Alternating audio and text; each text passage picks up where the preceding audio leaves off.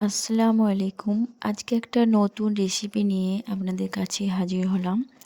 খুবই সহজ এবং সিম্পলভাবে আপনারা চা বা কফির সঙ্গে খেতে পারবেন।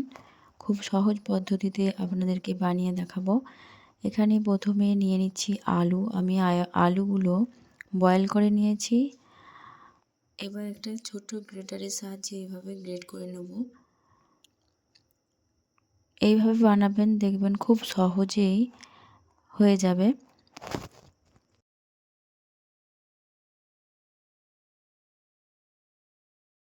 এবার এর আলুর মধ্যে পছন্দ অনুযায়ী মশলা অ্যাড করতে হবে। আমি প্রথমে একে একে করে সব মশলা দিয়ে দিচ্ছি লবণ। আপনাদের টেস্ট অনুযায়ী লবণ দেবেন। দিয়ে দিচ্ছি চাট মশলা,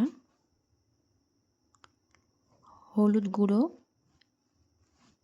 1 টেবিল চামচের মতো, ভাজা মশলা দিয়ে দিলাম 1 টেবিল চামচ, দিয়ে দিচ্ছি জিরে গুঁড়ো, লাল লঙ্কা গুঁড়ো দিয়ে দিলাম। আপনারা লঙ্কার গুঁড়োটা ঝাল আপনারা যেমন খেতে পছন্দ করেন সেই অনুযায়ী দেবেন। এখানে আমি ময়দা দিয়ে দিলাম 2 টেবিল চামচ। এই পর্যায়ে আপনারা কর্নফ্লাওয়ারও ব্যবহার করতে পারেন। এটা ভালোভাবে মিশিয়ে নিতে হবে।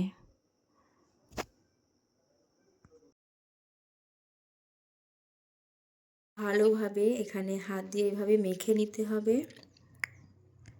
এখানে আমি নিয়ে নিচ্ছি ময়দা। ময়দা নিয়ে নিলাম 1 বাটিতে সামান্য কম। আপনারা পরিমাণে চাইলে বাড়িয়ে বা কমিয়ে নিতে পারেন। দিয়ে দিচ্ছি স্বাদ মতো লবণ।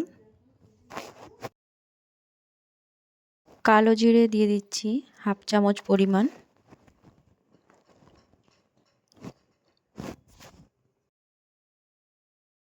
জোয়ান 1/2 চামচ পরিমাণ দিয়ে দিলাম। সব কিছুকে হাত দিয়ে ভালোভাবে মিশিয়ে নিচ্ছি।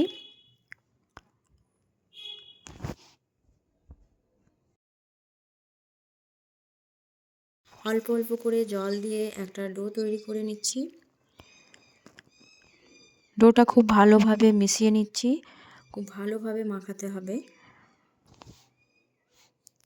এখানে একটা শক্ত ডো তৈরি করে নিয়েছি, এই দেখুন। আবারও হাত দিয়ে ভালোভাবে মথে নিচ্ছি।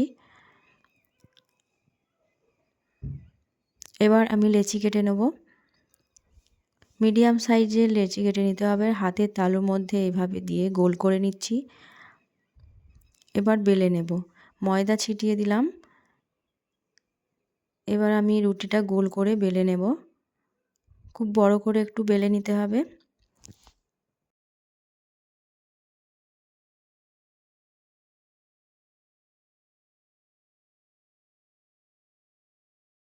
এই রকম বড় করে পাতলা করে বেলে নিয়েছি, দেখেই বুঝতে পারছেন। এবার এর মধ্যে আমি যে আলুর পুরটা বানিয়ে রেখেছি সেটা এইভাবে টুকরো টুকরো করে দিয়ে দিচ্ছি চারিদিকে। আর একটা চামচের সাহায্যে চারিদিকে মিশিয়ে নেব। চারিদিকে ভালোভাবে এইভাবে লাগিয়ে নিতে হবে।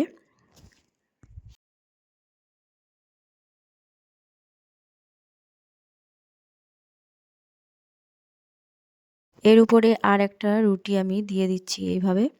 আর হাত দিয়ে একটু ভালো করে সেট করে নিচ্ছি।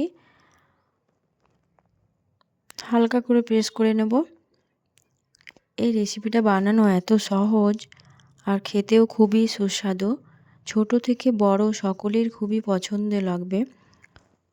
এইভাবে একটু বেলে নিচ্ছি। চার সাইডটা একটু চাকু দিয়ে আমি শেপ করে নেব।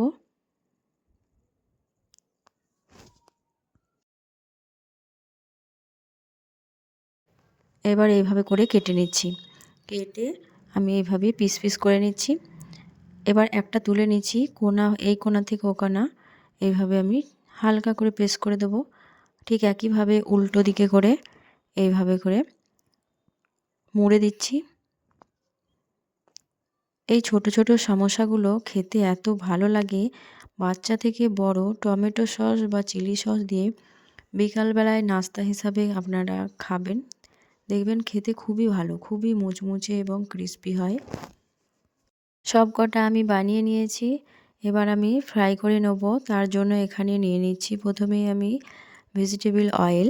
অয়েলটা যখন খুব ভালোভাবে গরম হয়ে যাবে আমি মিডিয়াম ফ্লেমে আমি সব কটাকে ভেজে নিচ্ছি। উল্টে পাল্টে খুব ভালোভাবে ভেজে নিতে হবে।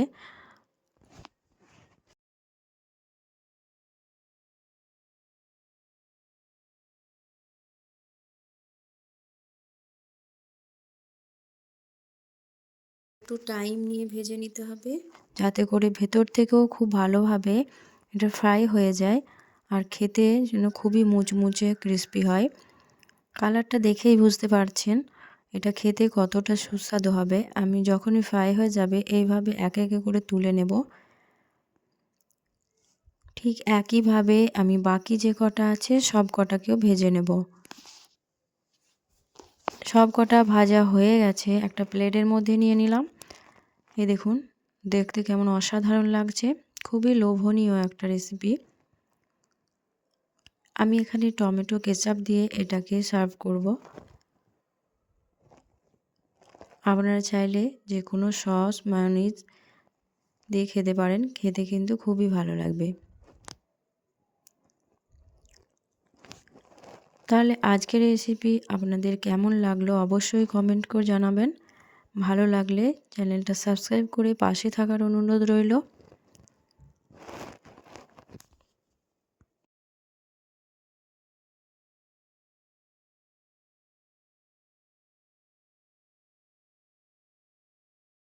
আজকের এই রেসিপি এখানেই আমি শেষ করব।